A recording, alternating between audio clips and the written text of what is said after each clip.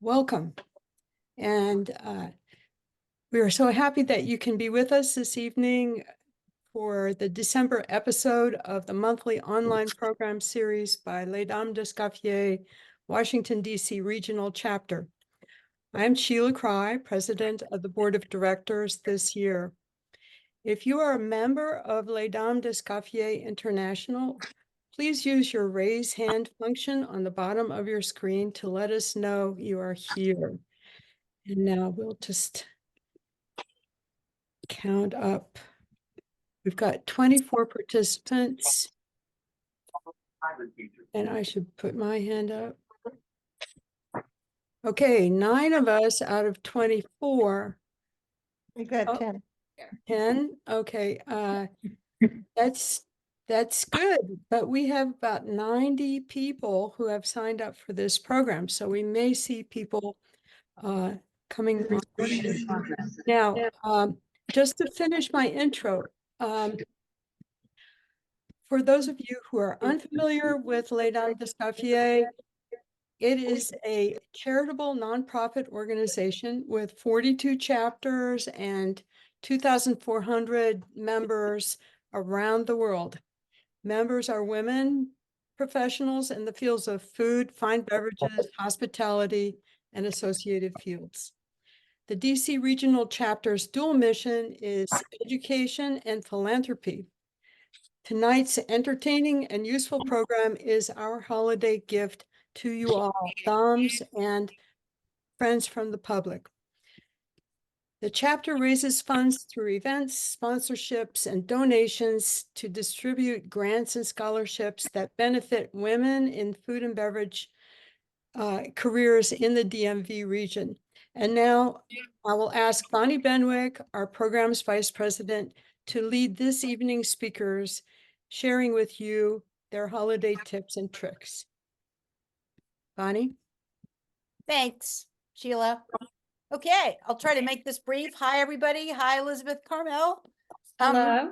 Other people will be coming on, but we've got a very, very tight schedule. I've given all the presenters 5 minutes, including me and Sheila, to get things done. And I'm hoping that you use your timers. If you're watching this, not participating, but watching, and you have questions, please put them in the chat first, and then we'll try to get to them at the end if there's any time. I'm also going to put in the emails of the people who are presenting so that you can ask them questions directly later on if you want to do that. And the categories tonight, we've got time blocks of different categories. I've broken this down into sections, so cross your fingers and see how this works. First up is make ahead and leftover strategies. And we're starting with, and please keep your mics on, but just as I've said a couple times in the chat, try to mute the noise if you've got barking dogs or screaming children or whatever. So the first one is make ahead and leftover strategies, and we're kicking things off with our pal Beth Lee, who is a dom in the San Francisco chapter. I've got a minute, so I'm giving you extra time if you need it. Beth, take it away. Okay. Hi, everybody. My name is Beth Lee, as she said. I'm from San Francisco chapter. I live in South San Jose, and I'm going to talk a little bit about how I go ahead and survive, like celebrating Rosh Hashanah with 25 to 35 people at my house, or we've been hosting Thanksgiving for like 30 years. And really my biggest tip is just all about the menu planning. For me, that's kind of everything. And I love it when people ask me to help them menu plan. I love doing that. And I really try to think about how many things can be prepared ahead so that I'm not doing everything at the last minute. And just for a little context with me, I did not grow up in a household where I learned all this from my mom, and she used to have people over all the time, and I was totally comfortable with entertaining. But as I became an adult and had my own mind, I decided I wanted to be somebody who could have a lot of people over to the house. And this is like how I've survived. I was telling Bonnie in an email that even when my kids were young and I worked and commuted a long way, we always hosted Thanksgiving and started hosting Rosh Hashanah. So examples of the make ahead. And just so you know, I'm not kidding about it. Every single year for Thanksgiving, I have a calendar. I have one of these for every year. I even did a little formal one that I put on my blog because I have a food blog and Thanksgiving is a really busy time. But I feel like that's how almost anybody can survive and kind of set things apart. Like, what can you do 2 weeks ahead? What can you do a couple days ahead? So some specific examples, something like dessert, like chocolate truffles, you know, you can make them a few days before, even a couple weeks ahead, put them in the freezer, keep them in the fridge, and just go ahead and roll them in their chocolate coating or whatever coating you're doing. So that's one example. Desserts oftentimes are things you can make ahead, and then baked goods can go in the freezer. And I don't want to jump on Laura Cuman's freezer stuff, but those are some things to totally think about doing ahead of time. You know, cookies. I make rugala for Hanukkah, which is not traditional, but I do it. It freezes beautifully. Rolls, breads, pie doughs, all those kinds of things. And another thing I love to do, like a couple days in advance, things like roasted vegetables, which can make a beautiful platter for your buffet. So like for Thanksgiving, I did roasted Brussels sprouts and roasted delicata squash. I put it on a beautiful white plate, layered it, stuck it in the fridge the day before. And then the day of, all I did right before I served it is you could serve it room temp. It's actually really good. But if you want to take the cold off of it, I popped it in the microwave just to give it a little bit of not so cold. And I put pomegranate arils on top. I mean, what could be more beautiful? And really, I had to do nothing the day of. And then even for like Hanukkah, which I've been celebrating for, this will be the 7th night, if something like latkes, people always stress out about latkes. I don't want to be standing at the stove dealing with the frying. Well, you know what? If you make a crisp latke ahead of time, even put it in the fridge, and then you put it back in the oven and reheat it. I always say if it starts out crispy, it remains crispy. It'll come back to crispy. Or come up with a different plan. Tomorrow I'm hosting somebody and I don't have time to fry latkes. I'm going to make a giant kugel or a kugel, which is basically like a giant latke. So I try to think of alternatives. And then the last one I'm going to talk about more later, but things like cocktails. It's always fun to serve cocktails during a holiday celebration. But realistically, if you're in the kitchen or you want to be standing around, opening the door when the guests arrive, it's hard to make everybody an individual cocktail.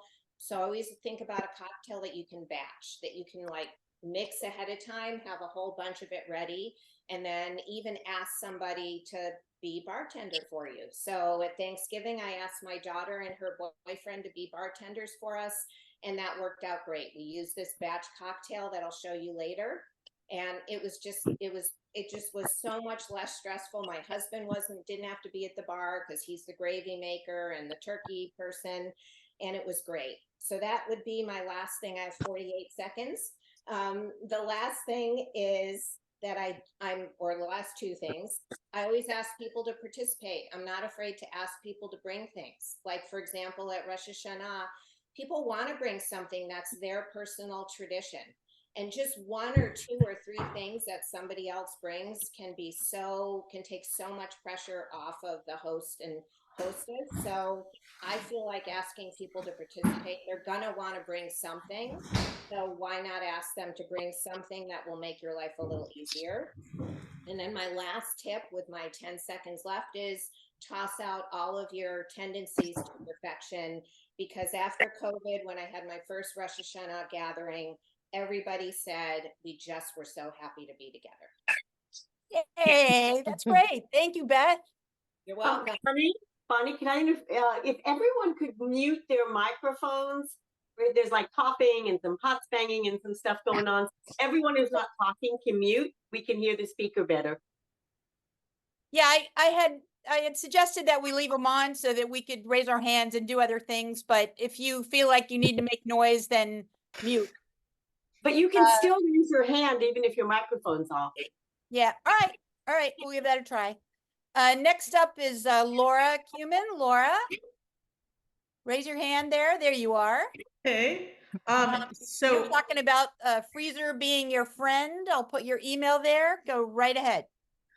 I'm all about the freezer, and that's kind of a joke in my house because the freezer is the place that things go to be carbon dated, actually. But you know, really, my idea is go to the freezer maybe in early December, see what's in there, organize it, clear it out, and clean it out. And then if you have a lot of room, or even if you have a little freezer, you can put things away. Grab them the day you need them. Don't grab them, a week ahead of time, and don't be running around the day of. So I promised to have a little show and tell. Here is my, this is actually from May, when sun-dried tomatoes, basil, and I put it over goat cheese. Well, the freezer can be your friend for this, which I actually did in May, but I also just froze, Costco can be your friend, the goat cheese that I bought from Costco. So I wanted to show you that you can do both sweet things and savory things. The savory things, obviously, the goat cheese appetizer. I would talk about Michael Solomonov's hummus, which I adore and which I try to serve frequently. And what I discovered was that I didn't have any hummus in the freezer, I think it's reversed when you see it, but this is the tahini that goes into the hummus. It's all I have to do now is cook the chickpeas, or use canned if you have to, really. But the tahini is tahini paste, garlic, lemon juice. It's a whole bunch of stuff, but it freezes beautifully. And finally, on the savory side, I just wanted to point out that what Beth was talking about in terms of latkes, there you go. I made these earlier in the week. I'm going to serve them at the end of the week. The way to wrap everything I've discovered, because I hate the taste, I can actually smell and taste plastic. I don't know. Can anybody else? It's gross. Anyway, wax paper or parchment paper around whatever it is you're freezing will really dissipate that smell and will make sure that it doesn't touch what you're trying to freeze. On the sweet side, you can freeze biscotti. You can freeze, these are Mandelbrot, which I just made today and I'm going to freeze. But you can also freeze things like egg whites. Who knew, right?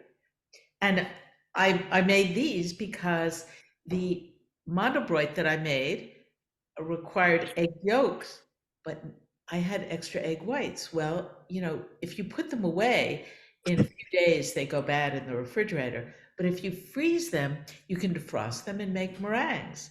I mean, you can make meringues the night before anything, and there you have it. The other thing I would just say is just choose a few things, kind of like Beth's don't worry.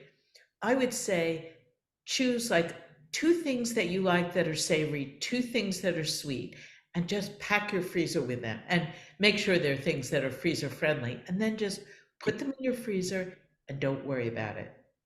Pull them out the day of or the night before, and you'll be in good shape.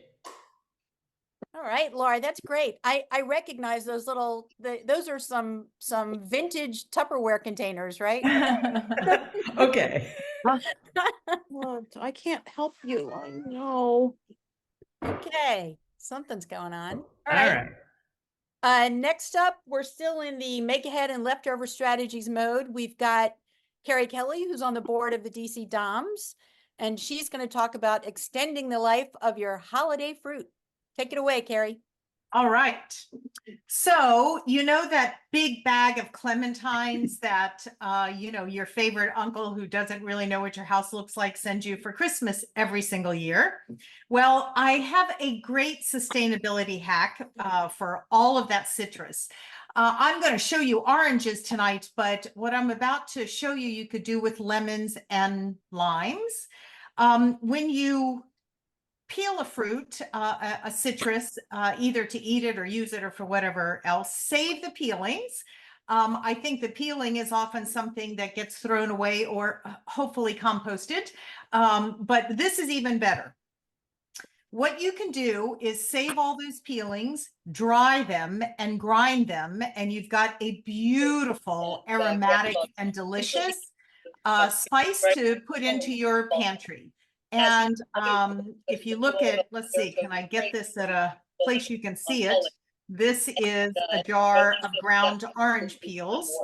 So here's the process. Goes on to write the poem out in his own hand. Okay, somebody needs to mute. Somebody is talking. Sorry.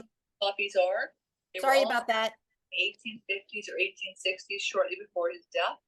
I'll try to talk over. Okay. So peel your citrus, and I have here a peeling from an orange. So peel your citrus, and then what you want to do is to take a paring knife and remove as much of the pith as you can. If you just sort of run your knife along it this way, it's actually pretty easy to get off. Cut it into thin strips like this, and then put it on a baking sheet and bake it at 200 degrees, very low, because all you're looking to do is dry it out. If you have a dehydrator, you can use that as well. You can, I have even just left them on the windowsill for, it takes about 3 weeks to dry them out on the windowsill. So a 200-degree oven is perfect. And what you want to do is you want to dry these until they have no bend left. So here's one that I have dried and it snaps. You might have heard that. It has a good snap to it. Then take your pile of dried citrus peel and put it in a spice grinder. I use a coffee grinder, you know, the kind that's sort of like a cylinder and you just push the top, grind it until you have a nice grind. And it has a beautiful aroma to it. It's not quite as bright as zesting. It has a little deeper, almost a bit of umami to it, but that citrus comes through. And this is a beautiful thing to throw into soups, into stews. I always put this in my tomato sauce when I make it. You could sprinkle a little bit on a dessert, on yogurt or ice cream. You could eat, I have even used it to do the rim of a cocktail. You know, when you wet it with a little of the orange juice, and you can use a little of this on the rim. So a great sustainability practice to keep all of those lemon, lime, and orange peels out of the trash or the compost. Fill it up and have these beautiful spices in your pantry. So it's an easy, fun, sustainable hack. Voila. All right. I love that. And you're way ahead of time. So I know it was a quick one. Yep, I'm loving that. Next up, we've got Marsha Friedman, who's also on the board here in DC. And she's going to talk about dealing with leftovers from Jewish and Italian party foods. Take it away, Marsha. Thank you, Bonnie, and thank you to all of you for being here with us tonight. I think when we talk about the holidays, we talk about all of us, we want to make delicious foods, but we also want to have fun. And I think that's what this section is really about, like managing things and having fun. And one of my favorite strategies for doing that is making dishes that I make do double duty by repurposing leftovers into delicious new foods. And my particular bent is inspired by Jewish and Italian traditions. And the best part of some of my favorite ones is that they're incredibly fun and they're just delightful to make and to eat and to share. And people enjoy them so much, and they're great for leftovers because they follow a lot of your strategy by using the freezer as your friend. So I want to share 4 that I love, and you'll notice that the first 3 can be made ahead and frozen and then baked when you need them. So you don't have that muss and fuss when people are coming over, which is really nice. My number 1 is brisket. This long braised beef from Jewish tradition is delicious in and of itself, and it's great for Hanukkah, which we're celebrating right now. But the leftovers, which I always make sure that I have leftovers of brisket and some sauce, are precious. They are so delicious. And my favorite way to use them is to fold them up into Jewish Italian savory pastry turnovers called burrike. You might recognize it's a relative of the Middle Eastern barekas. Now, there are a number of doughs that you can use for these types of pastries, but here we're talking about making it quick and delicious. And so I always turn to frozen puff pastries, which I think works great. And there's no real recipe here. It's actually very straightforward. You thaw out your puff pastry according to the package directions, cut it, put a little bit of filling in it, fold it, and then make sure you crimp it tight. Make sure you have some slots for steam in the top. You can brush it with an egg wash if you want a nice sheen. You can also give it a spritz with olive oil spray and put some seeds on it. You can freeze it right there. And then when you're ready to serve it, you can just pop it in the oven for about 15 or 20 minutes till it's puffy and golden and delicious. And you'll have something like this to serve. Now, this has been sitting out for a while, so it's not looking its best, but this is a brisket brie. My number 2 is reusing leftover risotto. Now, cold risotto can be rolled into something amazing, and it's arancini, Sicilian fried rice balls. I actually make these for Hanukkah, even though it's not traditional, but they're an all-around winner, all year round. They're really actually kind of fun to make because you get to squish the rice and you can customize it with the cheese or the filling that you put in. You can put meat in if you like, but they are very fun. And I want to share with you, these are my smoked Gouda arancini, which I just made last night, and they're a little bit cold, but you can kind of see right there how those are. And I have this recipe on my website. If you can't find it, you can email me and I'll send it to you. It's really delicious. Again, these can be frozen and just reheated when you need them. Number 3 are those cold mashed potatoes. They've been sitting in the refrigerator for a few days. You don't know what to do with them.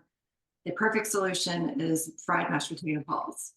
Potato croquettes, there's actually a Sicilian version of these, and there's some variations in Jewish traditions. But straight up with my recipe, I just add some chives and peas, roll them in actually some crushed potato chips, and gently fry them.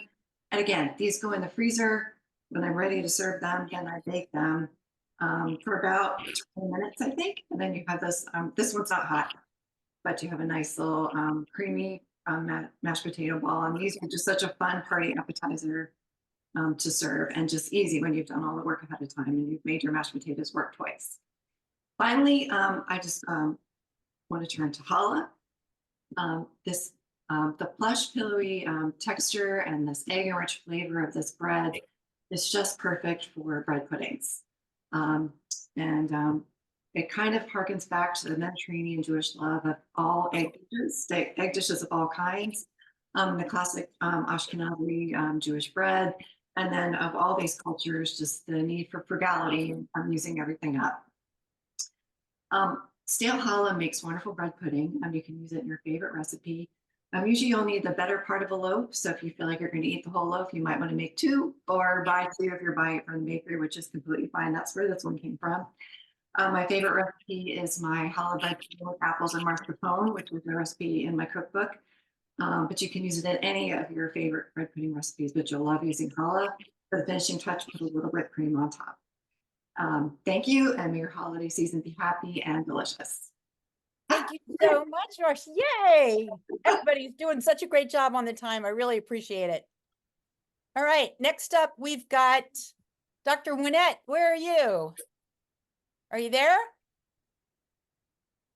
I am here. Yay! All right. Winnett is a pastry chef. She's the dom. She's going to talk about, we've moved into sort of a entertaining portion of the evening. So we're going to talk about, people are going to give various tips on entertaining, and she's got a couple. And then if we have time, she'll also give us a cocktail near the end of the session. She's going to talk about setting the vibe with a playlist and letting Shu work for you. Take it away. That's right. Well, thank you so much, Bonnie. And it's so much fun to be here. I am going to talk a little bit about Shu. Most of what I talk about will be about Shu. And so what is a Shu? It is a classic pâte à choux, or we say puffed. It is a pastry that is incredibly versatile. And so I highly recommend that you give it a try this holiday season. But before we get to Shu, a quick word on playlist. I feel like it's a thing that I often forget because I have this prep list of things that I gotta do, and I completely forget about music. Whatever you do, An hour before guests get there, put on something that you like, that you think your guests might like, and just let it rip. And that way you ensure that you're not going to be like in the throes of prep and just trying to figure out the playlist. So just get it done an hour before. That's the whole tip. All right. And so let's talk a little bit about choux pastry. I feel like choux is often shrouded in a bit of mystery, but it is so simple. Now I'm going to give you my recipe, which I guarantee you will work for you. All right. So super simple. All right. Now keep in mind that this goes against the very metric sensibilities that I have as somebody who owns bakeries, but this will work. I guarantee you. So if you're ready, and I'm happy to email this out as well later, but you're going to start with 1 cup of milk, 1 stick of butter, 1 tablespoon of salt. Yes, a tablespoon. You can reduce the salt if you'd like, and that is unsalted butter. All right, you're gonna get that up to a boil in your sort of like a skillet type pan would work really well. And then once it starts to boil, we say that it's sort of scalding, you dump in 1 cup of flour. So we have 1 stick of butter, 1 cup of milk, 1 tablespoon of salt, and then we dump in 1 cup of flour. We get that cooked up. So what you're looking for is to ensure that you don't have raw flour that's left in your pan, right? You want it to start to basically pull away from the pan, all right? So you have that cooked, you turn off the flame, and guess what else you have? 4 eggs, all right? So I'm sure we have this memorized already. One more time. 1 cup of milk, 1 stick of butter, 1 tablespoon of salt, 1 cup of flour. All right, so every recipe out there is going to tell you that you're going to beat these eggs in 1 by 1, or you're going to do it on a stand mixer. No. The best way, the most foolproof way to do this is in your food processor. You dump the hot mixture entirely into your food processor. And the 4 eggs, you're going to have them pre-cracked. You're going to add them, bam, into the food processor all at once. And you are going to blitz it until it is fully incorporated. And that, my friends, is your choux recipe. It will work for your desserts. It will work for your gougère. That is your base recipe, all right? So what can we do with this? We can pipe it. We can scoop it. I love choux because it is, like I said, very versatile, right? You're going to do my favorite savory, which is going to be gougère, right? You are going to put little droplets of your, maybe not droplets, maybe like little scoops worth. If you're into piping, you can do that too. You're going to pipe out your favorite size, not too big, not too small, of the choux. And then you're going to top each one. So folks will tell you to grate the cheese. You can grate the cheese. I prefer slices of cheese, mini slices of cheese that will fit exactly on top of each gougère, because it's going to form like a cap on top of your choux, and you will get beautiful uniform spheres, which we all love. We don't want to have jagged, funny looking gougère. We want them to look spherical, like the ones of Michel Richard, right? Right, that's what we want. Okay, and so that's pretty much it. You're going to get that in the oven. Choux is very, very forgiving, right? You can leave it on the countertop for an hour while you attend to something else. You can even freeze them before baking, right? And then chuck them in the oven when you're ready to bake them. Or you can bake them fully, the gougère, and freeze them and pull them out an hour before your guests arrive, put them in the oven for a few minutes. In fact, because of the magic of Zoom, 1 second. She's blowing my mind. I do have a quick question. Yes. Would you add the flour after you add the milk and butter mixture to the food processor? No, would you stir that in first? I'm so glad you asked that, because I kind of mangled that part. So here's what you want to bring: the liquid mixture, right? So that's your milk, your butter, and your salt to something of a boil, right? And then you dump in all the flour all at once, and then you stir it up with your spatula, right? And ensure that your flour is cooked, and then you turn off the heat, dump in the food processor, eggs go right in after that. Does that make sense? Wonderful. Thank you. Amazing. And I was also wondering the temperature to bake it. Yes, so you want to bake these at a fairly high temperature. Play with your oven, right? On my home oven, I like to do 380. In my bakeries, we do closer to 350, all right? But the key thing is, when you're baking these, guys, do not, yes, Time 10 up? seconds. All right. Yeah. Quick look of what the final thing looks like. I'm happy to jump in on email with questions, but this is one of the gougères perfectly. And I had these frozen up to like 15 minutes ago. Just pop them into the oven and they're ready to go. And you can use them for profiteroles as well. Thank you so much. That's amazing. Amazing. That is like I've never even heard of that before. I'm going to give it a try because I love gougère. Thank you, Wynette. All right. Thank you.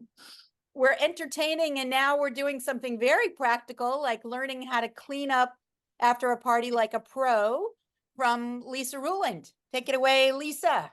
Hi, everyone. I'm so happy to be here. And Wynette, I have been staring at your teapot collection and really love it so much. So I wanted to talk about cleanup because I feel like it's like the home entertaining version of getting a check at the end of a restaurant, thing. It's like you're having a great time and then like, ugh, the damage. So let's figure out how to do it like really efficiently and really well and not get stuck kind of feeling like we have to clean throughout our own dinner or party that we're hosting. And I don't know if you've all been through this, like I've definitely hosted things where at the end I'd be like, I feel like I missed my own party because I felt like I was like needing to clean up or like whatever it was.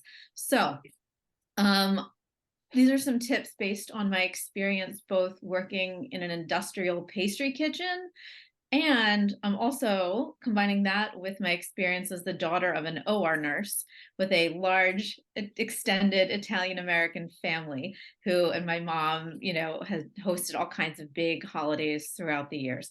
So my number one tip actually comes from mom, as many of the best tips ever do, which is work from the outside of your home in. And by in, we're talking the kitchen sink is like ground zero bullseye.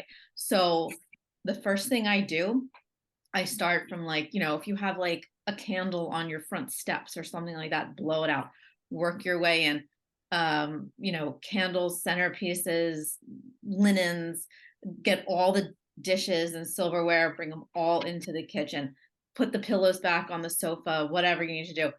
And it's going to be so psychologically wonderful when you're done in the kitchen and you can go into the rest of your home. And I swear to God, it's like magic. The rest has already been done for you. Okay, so we've done the outside. Now we're in the kitchen. Let's do that. All right, the number one thing, if anyone has worked in a professional restaurant kitchen, I'm sure you know that the most important thing to do before you start your shift is to hoard a big stack of towels. So hoard yourself some towels. The number one thing that I love is to just get a stack of these IKEA ones. You'll see a lot of these in restaurant kitchens, professional kitchens. These are 79 cents each. They're awesome. I end up going through so many little dish towels throughout a night, whether it's wiping things, cleaning up, putting dishes out, whatever. So get yourself a stack of clean towels and you're good to go. So what I would do from the kitchen is put your food away first. That's a food safety issue, but it also frees up those dishes, which you inevitably are going to have to wash, of course. And then in terms of washing dishes, I know sometimes like people like to put pots and pans and bigger cooking equipment in the dishwasher sometime. But if you're hosting a large event, I strongly encourage you not to do that. And here's why. You probably have a lot of dishes and a lot of silverware and a lot of glasses. Fill the dishwasher up with that first. Get it running. While that's running, now you can turn your attention to your larger things, pots, pans, kitchen equipment. It's a lot easier to clean actually than individual glasses and dishes and so on. The dishwasher can do that. And if you don't have a dishwasher, I would say get your pots and pans cleaned first and then do the dishes because they're so bulky and they take up so much space. So then you're going to do all of that. And then, wipe down, again, going from the outside in, start with the counters, start with your countertops. And this is where I think like more like the pro kitchen. So, you can have your cleaning, you have a cleaning bucket, whatever it is. And when you clean a countertop professional way, you go up, down, like back, forth, working your way from one end of your surface to the other. Do that. Don't forget to clean handles, dishwasher handles, cabinet handles, refrigerator handles. You know how like you go the next day and it's sticky and like, it's like, ew, what's that? Don't forget that part either. And then of course floors, getting, sweeping up, whatever. I really don't worry about putting everything away. I do like to wake up to a clean kitchen. It just feels so much, so nice to come down for breakfast and, things are nice and clean. But I will leave like everything stacked clean to put away that morning. So that is what I tend to do. I don't know if anyone else has any good cleanup tips, but I find that working, from the outside in is like one of the best tips I ever got from my mom. And, working just kind of in an orderly way. So that's how I clean up, and good luck everyone this holiday season. Thank you, Lisa. That's really, really good to know. It's kind of funny. I tend to do things differently. I'm going to give yours a try. I tend to leave glassware till the next day, and they're just sort of sitting there looking at me with half full things. So, all right, we're moving along in the entertaining mode to a good buddy who did some nice writing for me at the Washington Post. Liz Carmel, you may know her as a grilling expert that she is. And where are you coming to us from? Are you a Dom where you are? I am. I now live in Charleston. I spent most of my adult life in New York City. I grew up in North Carolina, and I spent a short amount of time in DC. So Bonnie, thank you for letting me talk, and hello to everybody out there. It's so exciting to do this. And I'm going to start my timer because I definitely can be long-winded. So Bonnie, if I don't finish, just cut me off. But I'm starting it on my phone. Anyway, I have another cleaning tip for you too. And that is just use your grill. Just because it's cold outside doesn't mean that you can't grill. And actually, personally, I grill more in the winter when I'm craving and serving lots of roasted meats than I do in the summer. And even if you don't grill all the time, think about it this way. It's a great way to double your oven capacity. And honestly, there is nothing like the flavor of food cooked on the grill. For those of you who don't know me, my nickname is also Grill Girl. So it's no surprise that I'm talking to you about grilling. But let's talk about holiday foods. Number one, if you grill a lot, or even if you only grill a little bit, you know that there are two kinds of cooking, direct and indirect heat.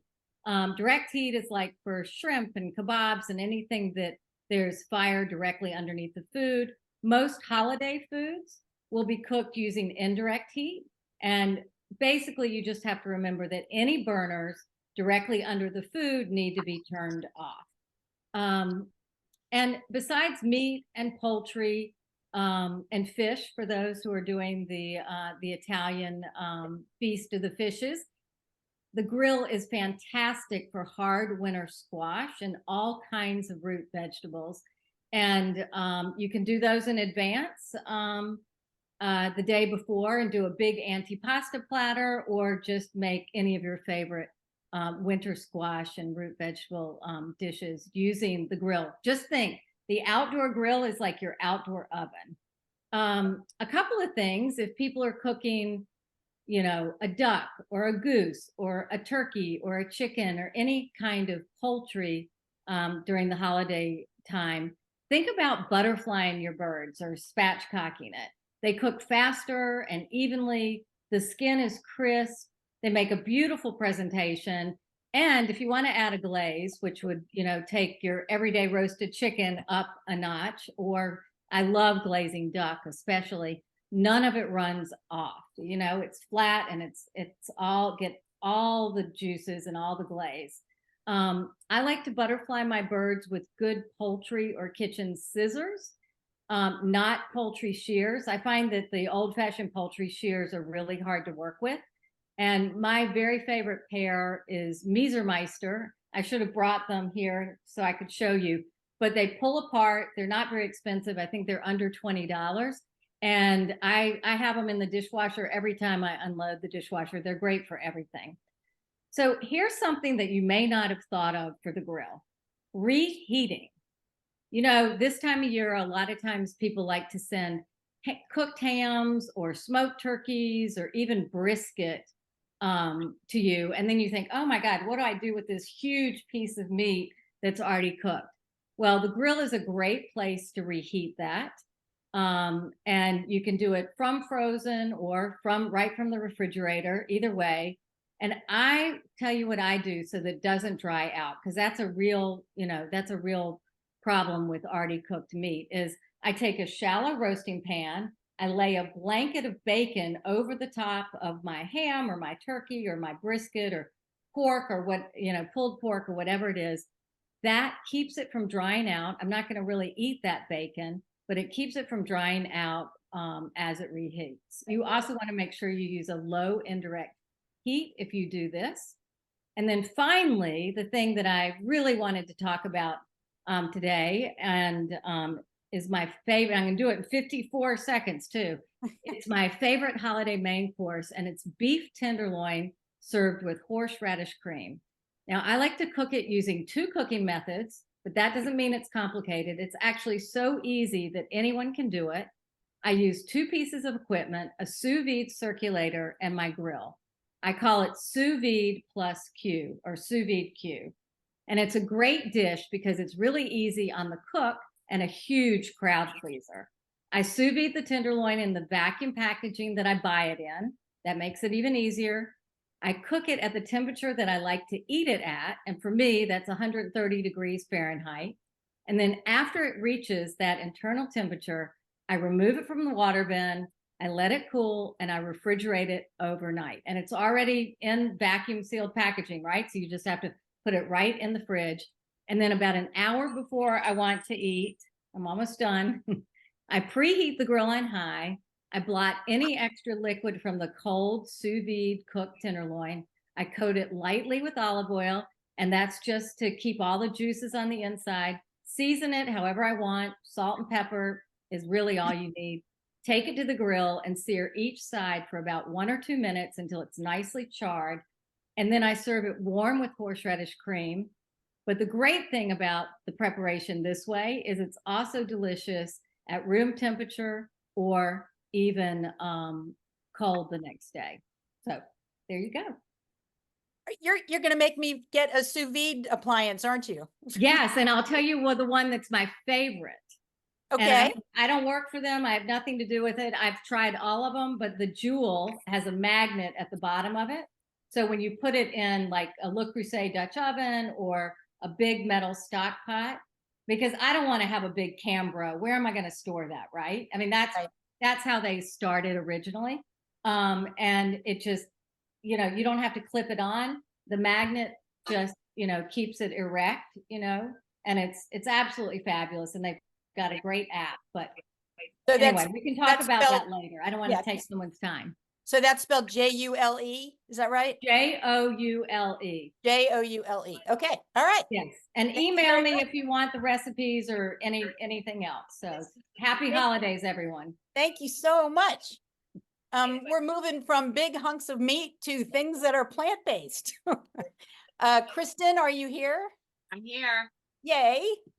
Kristen's going to talk about plant-based bites and appetizers using frozen wrappers and doughs. Take it away. Sure. And Kristen's in New York City, by the way. Yes, I am. So I'll talk a little bit also just about thinking in terms of substitutions, plant-based substitutions for common things that you might make at the holidays, just so there's sort of something for everyone that might be coming over for a holiday party. I cannot tell you how many times I have been to someone's party and they've had beautiful shortbread cookies or chocolate bark, all kinds of things that actually still had milk in them or traditional dairy butter, things like that. So I couldn't enjoy any of those things. And so it's actually pretty simple to make a change so that that is something that everybody can enjoy, including people who maybe just don't eat dairy for other health reasons. So, but first I'll start with some of the things that I keep in my freezer. We had some good freezer conversation earlier tonight from Laura. So one is empanada dough. They come in these discs. They are like ready to fill. And empanadas are such a great party item. I mean, you take a disc, you can fill it with any filling you want. And, for me, sometimes I might do a sweet filling, like with a guava paste or something like that. Put a big spoonful in the center, you fold it over, you crimp the edges. And you have these lovely little half moon treats that everybody can enjoy. You can also make them savory with really any kind of vegetable filling that you like. So that's one item that I like to use.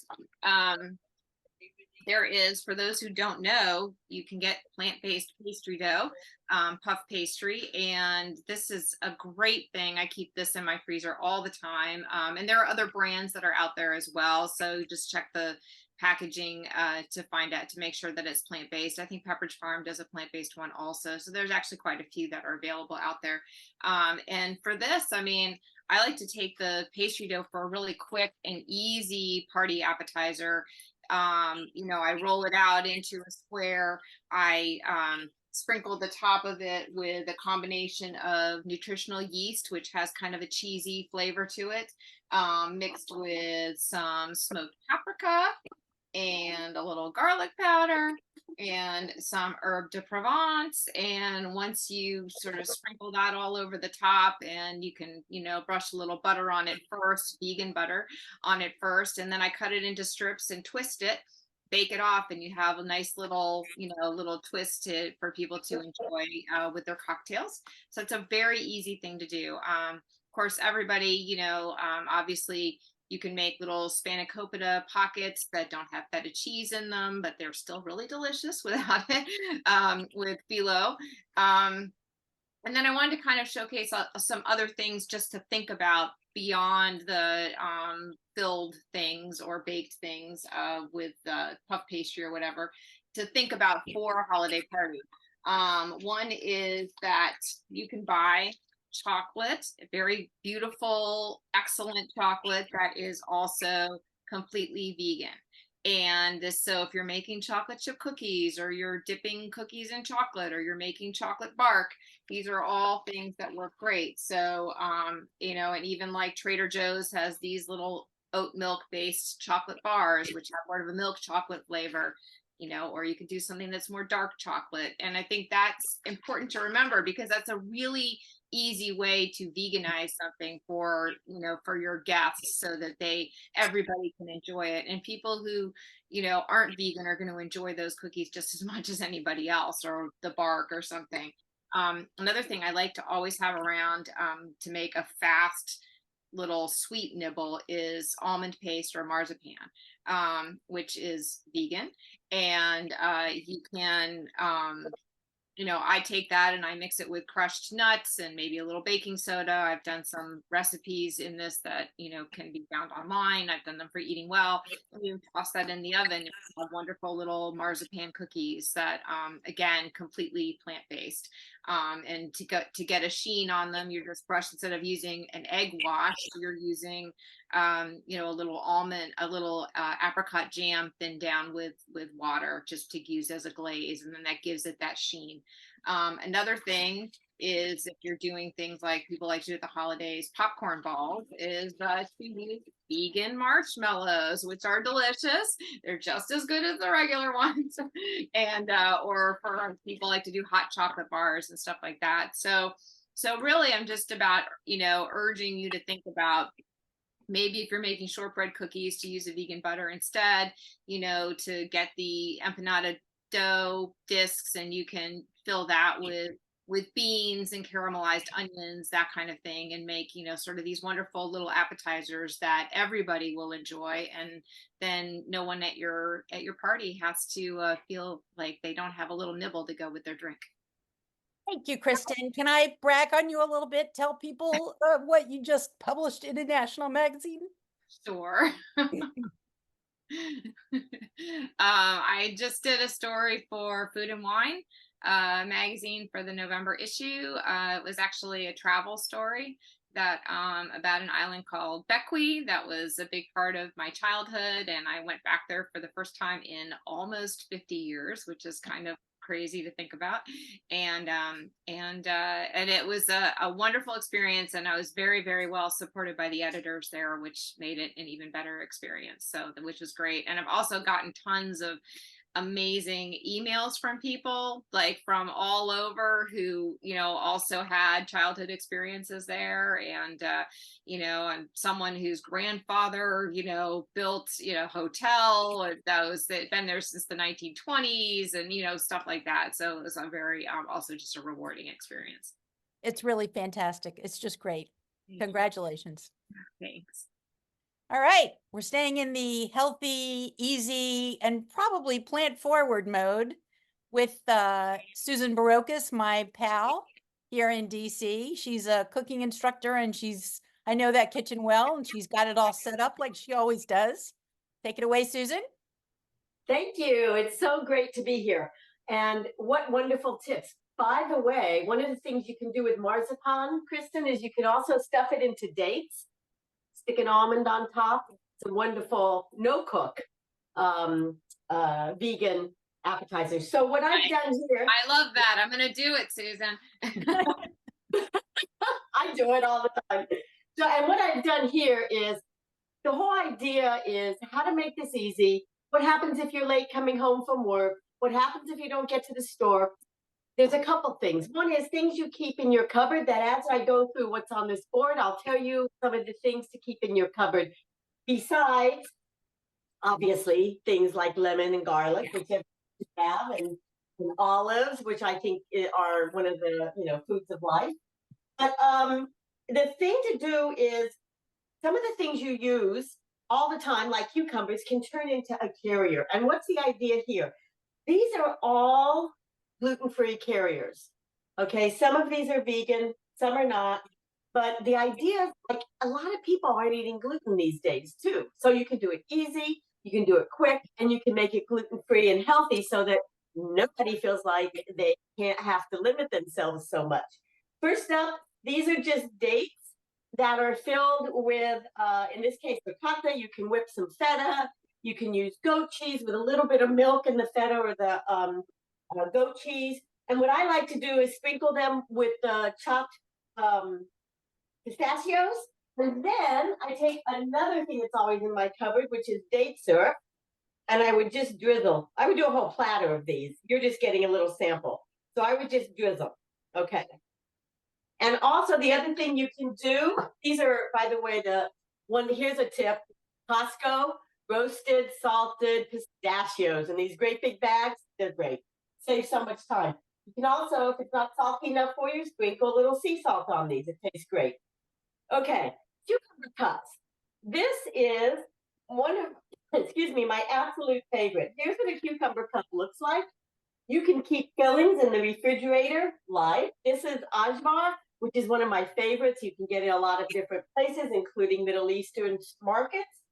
And it's a red pepper spread. You can get it spicy or not. And all you have to do, this is what a cucumber cup looks like already done. And the bottom you can see is still there, but it's kind of thin. So you take a melon ball, small size, and just, I'm going to do this up by the camera. You're just going to go around, and you don't have to do a lot at first. And by the way, of course, save these because, believe it or not, they taste great adding to soup stock.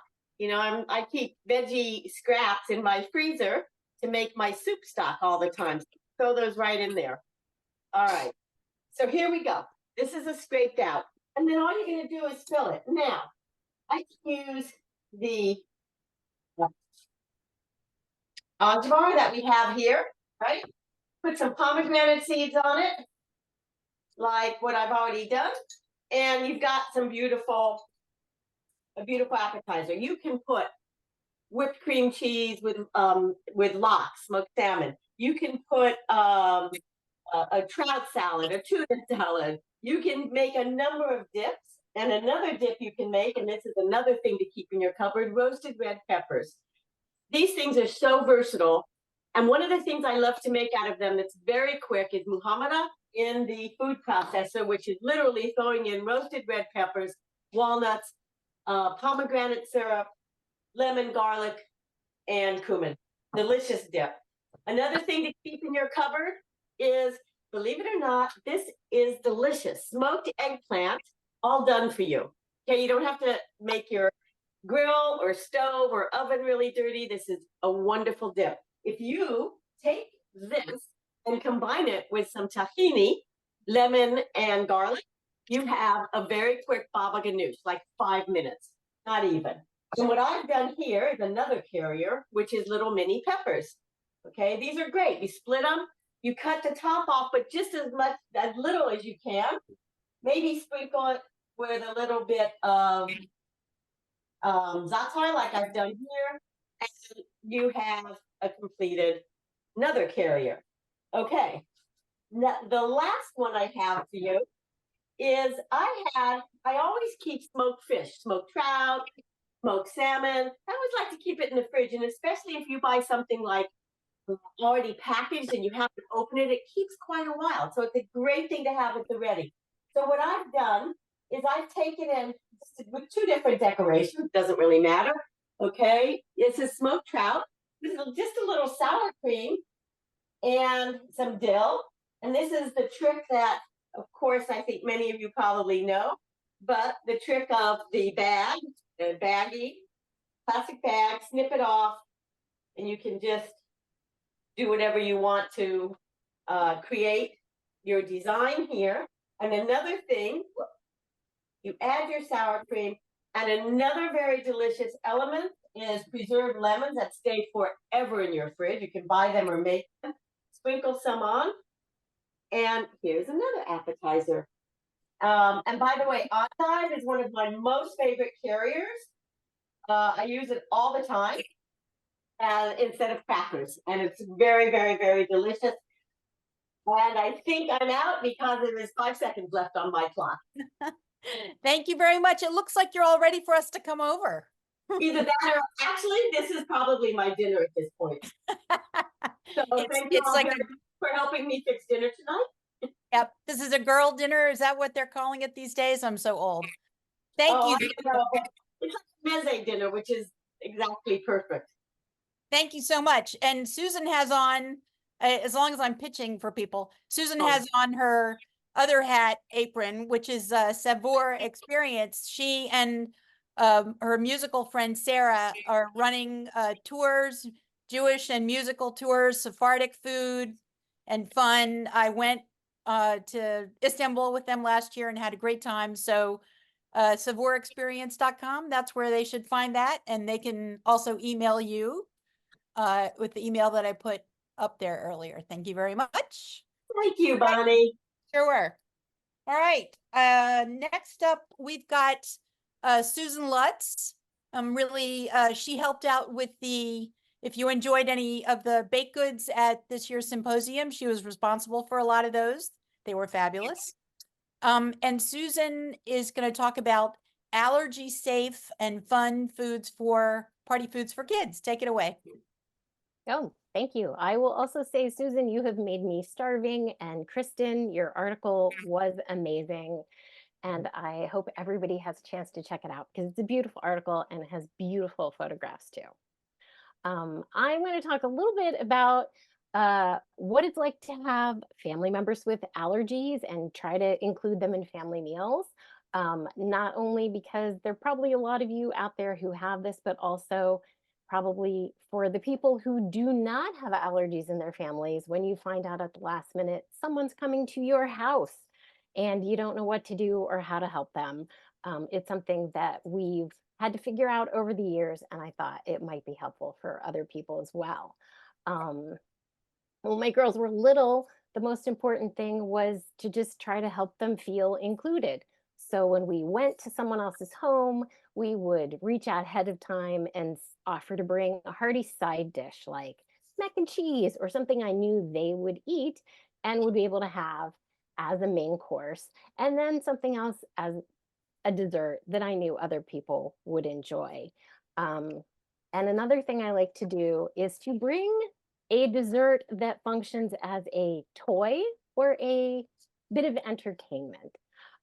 If kids have tree nut and peanut allergies, oftentimes they can eat these crazy little things that you've probably seen in every grocery store end cap.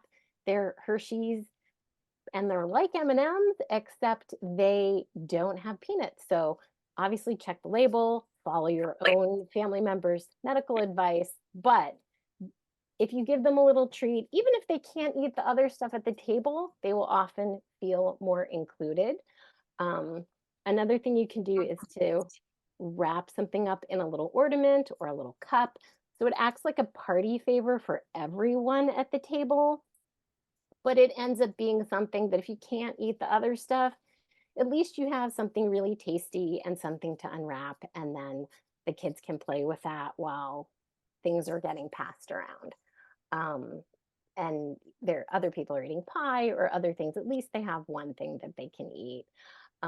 Like Kristen, my family has been part of that group of people who can't eat a lot of stuff at the table. And so I asked my kids who are now teenagers, like, what do you wish people knew about allergies and about hosting someone who has an allergy?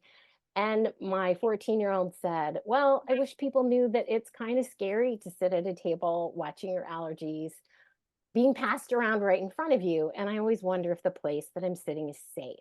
So place cards are a great thing to have if you know you're hosting someone with allergies, because then they know that is a spot meant for them. And you can just quietly on the side say to them, hey, we have a spot, you're at the end, we can keep the food that you can eat down there with you.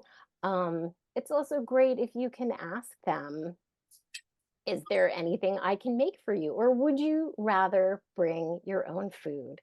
People with allergies mostly are afraid to speak up. They want more than anything not to be a problem and not to cause more trouble when they're invited to an event. So if you have a chance to reach out and say, hey, do you want to just bring your own food? That is often something that's very welcomed. If you feel comfortable cooking for them, then ask them, are you comfortable eating something if I made it for you? Because sometimes the answer is going to be yes, and sometimes it's going to be no. You can always have a dish that you're serving the other food on and let people bring their own, and just kind of quietly let them put it on the plate and offer to keep it in the kitchen for them till it's time to eat. I would say my kids have been excited when people made even the smallest of gestures to them. And, you know, everybody's protocol changes from year to year because medical advice changes. So it's also really important to ask people every time, even if you think you know what maybe their allergies are, that can change from year to year just because science changes. But anything you do will be so very appreciated around the holidays for people with allergies, because it can be a really tough and stressful time. And I really want to thank you guys for listening to what's hard for allergy kids, because it's tough for them, and anything we can do to help them out is always so appreciated. Thank you, Susan. That's very mindful and good advice. We're running a couple of minutes behind here, so I'm going to try to catch up a little bit. We're moving into the wine and beverage portion of the evening that we'll wrap up with. And Nancy Baggett, member Dom, couldn't be with us tonight, but she created a video of how to make your own DIY limoncello. Take it away. Hey everybody, happy holidays. I was hoping I'd be able to do the Zoom with you, but something came up at the last minute and I didn't want to tell Bonnie I couldn't do it. So I'm going to show you how to make limoncello, which makes a great gift, also makes a great beverage for the holidays. Let me show you how to do it. It's really quick and easy. I got my recipe from the Amalfi Coast. Our guide for the day gave us the recipe. I translated it into customary measures, but other than that, it's her recipe. Okay, you're going to start with lemons. I do like to use organic, because what the flavor comes from is the skin of the lemon, and only the lemon part, not the pithy part. And you just go like this, and you may be wondering, oh, I've never seen it done like that. And there's two ways, and you can do it this way.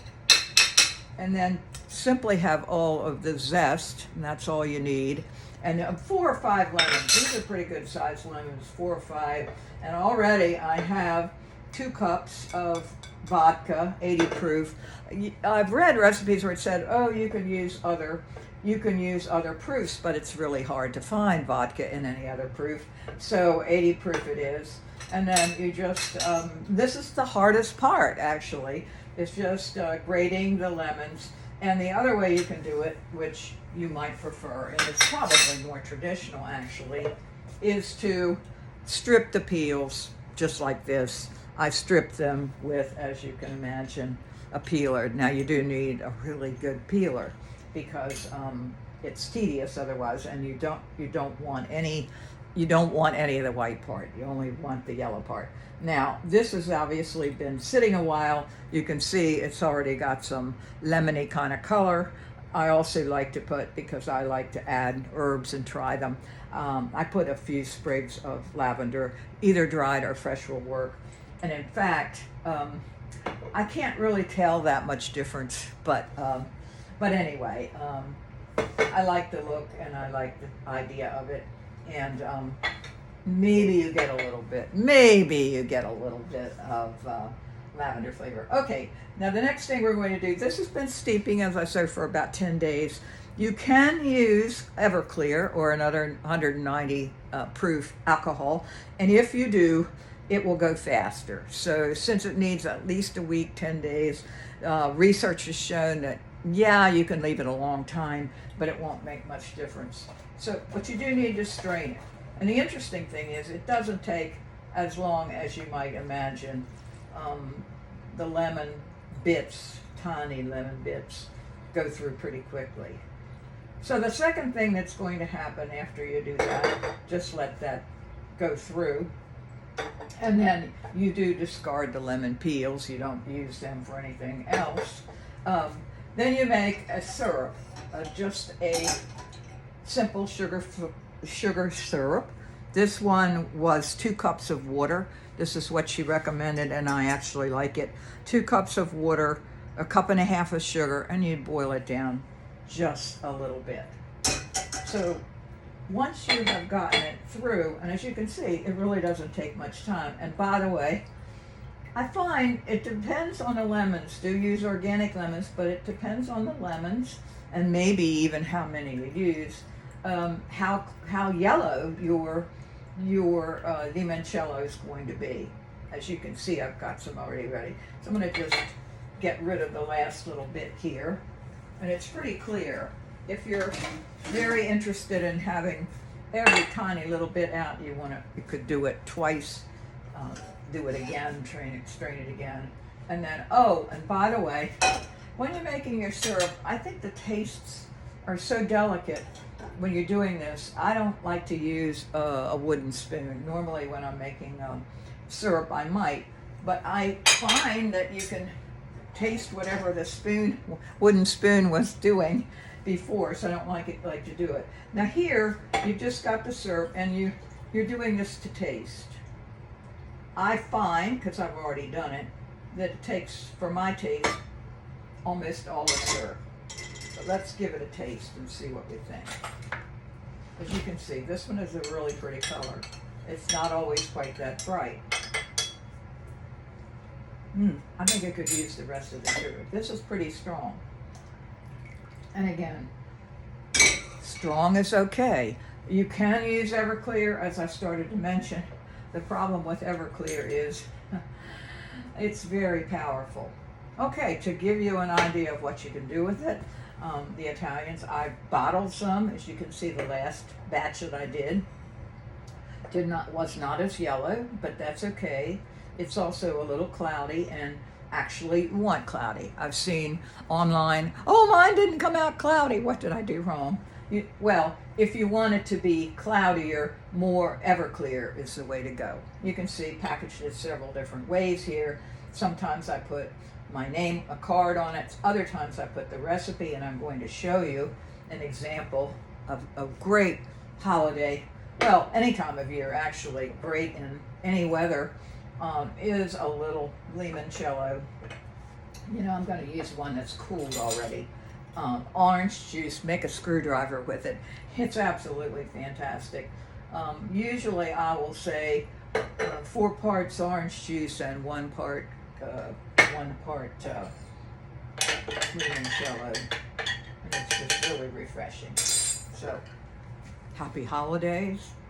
And by the way, this batch will make, since I'm using smaller bottles, it'll make gifts for 3 or 4, or maybe more to drink for me.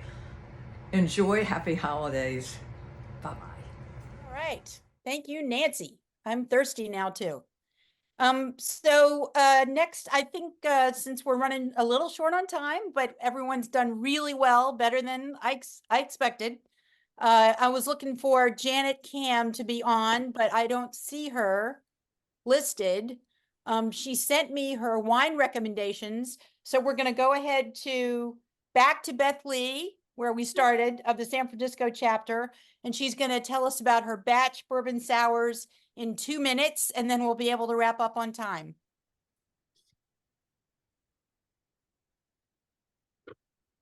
Okay, wait, let me change the timer to 2 minutes. Thanks.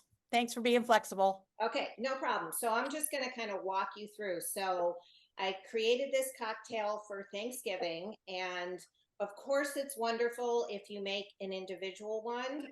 And whoops, let me get rid of that picture there.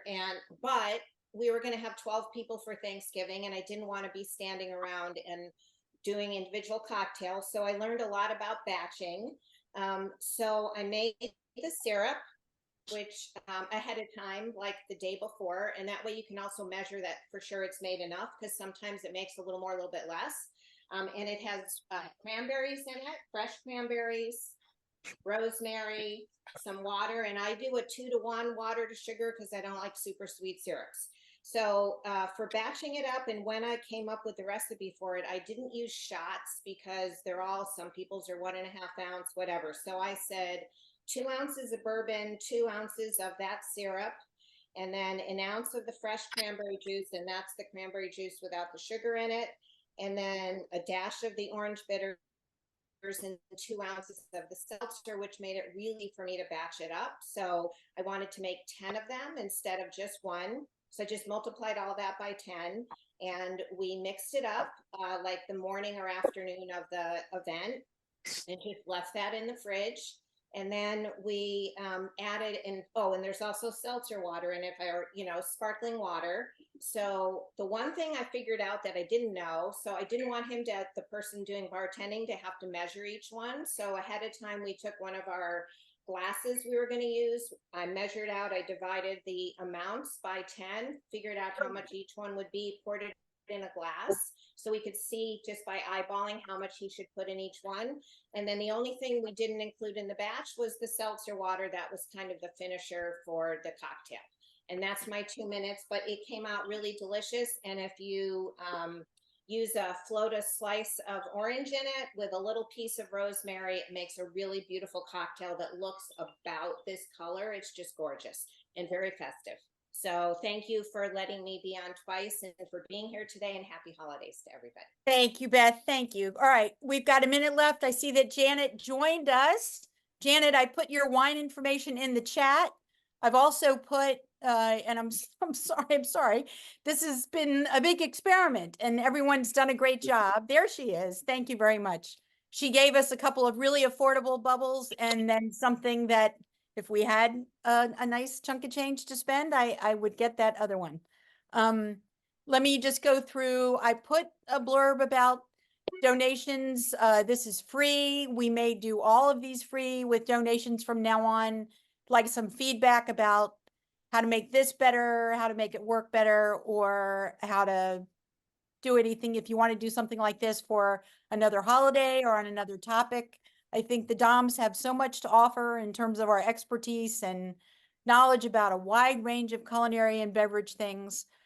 So I want to thank everybody for joining us. Again, everybody's emails who were on the Zoom tonight are in the chat, and maybe we'll be able to write these up and synthesize the tips and put them in our newsletter or send them out to everybody who did it. Another one before New Year's Eve, maybe we'll do that, Deborah. Who knows? Anyway, thank you very, very much for joining us. Thanks to Sheila. Thanks to all the Doms out there. Have a nice evening. I missed it. I'm sorry, Janet. I'm sorry. Thank you, Bonnie. This was awesome. Thank you. So, Bonnie, are we off or shall I Thank continue? you. Oh, I mean, there'll be a couple of extra minutes. People are saying thank you and waving goodbye. But if you want to talk about the wines that I put in the chat, feel free. Why don't I go ahead for those Yeah. who want to look at it? Because I'm at the French Embassy for the champagne tasting that was hosted by Calvert Woodley. This is Michael Sands, and also the managing director of the Embassy Commerce, the French Commerce, and this is Denis Chazal. And so I'm here, and this is live, and it's a little noisy here, but let me talk to you about the three great bubblies that I would like to recommend. First of all is the Saint-Hilaire. The Saint-Hilaire is a bubbly that comes from Languedoc-Roussillon, and this is not champagne. It is a Cremant de Limoux, and this is an incredible buy. It's the first sparkling wine in the world, and this is from the 1700s, actually 1591, and it was discovered by Thomas Jefferson. So in the 1700s, he bought that and put it into his cellar. So he's the first to bring wine into America. And that is an incredible buy at $15 and change. I think that Bonnie is putting this into the chat. It is an amazing wine. It's 90% Maupasac. And so it's a Cremant de Limoux. If it says Cremant of another level, it would be champagne not made in Champagne, which is primarily Chardonnay. The next is a Cava. The Cava is from Gramona, which I had looked for in Spain, and it is amazing, beautiful wine. It is Copinat, which means it's the families. There are 11 families who work with this biodynamic and organic production. And this is available through Unwind. Contact Vanessa. And that is about $30 and change. And the last one, which is a great favorite of mine, is Paul Roger. Paul Roger is family owned still. Most champagnes are not. And champagne is made in Champagne, is primarily Chardonnay, some Pinot Noir, and some Pinot Meunier. And this is a blend of all three with 30 crews and properties involved in making this great value for money. I happen to take the non-vintage and age it up to 15 years, and it tastes like the Tête de Cuvée. And that is Dom Perignon to Moet et Chandon. This is Paul Roger non-vintage to the Tête de Cuvée, which is Cuvée Winston Churchill. And this was the wine that was used in, or served rather, in King Charles III's inaugural dinner. So I'd like to cheer everyone for the holidays. And these are some of the great wines. And one of the great wines I found here was Gonat Medville. This is what it looks like. This is a great surprise and a great delight and a delicious sip. And thank you all and happy holidays. Thank you, Janet. Thanks very much. I don't know if Wynette is still on here. Are you there, Wynette? I am.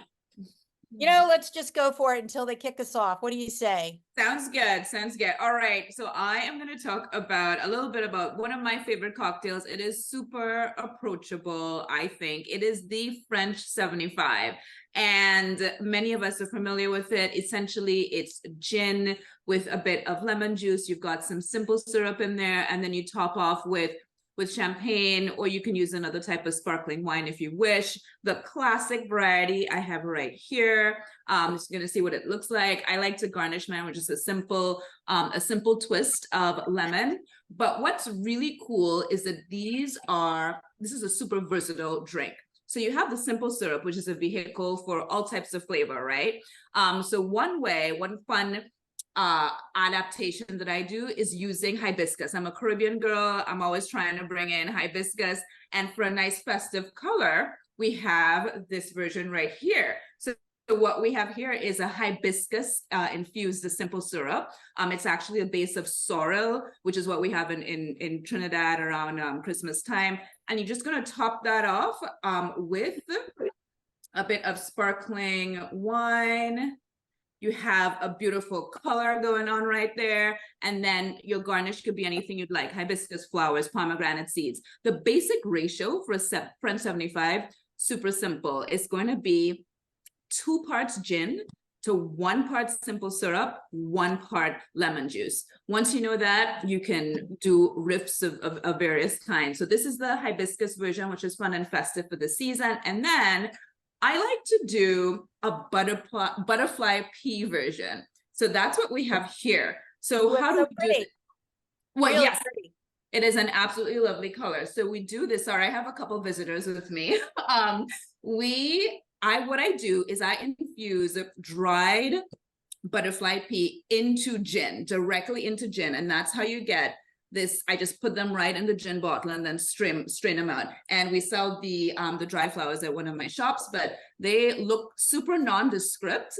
You can see them. I'll try to get a shot of them right here. Super nondescript little flowers. And that is actually, it's a deep purple color. And when you add the lemon juice, it will lighten up a bit. But essentially, same ratio, except the gin that you have is now infused with butterfly pea. And then similarly, you top this guy off with your sparkling wine. And there you have it. So you have 3 versions of the classic French 75. Oh, they're really beautiful. Voila. Thank you. Thank you, Wynette. Thanks for hanging in there. Sure thing. All right.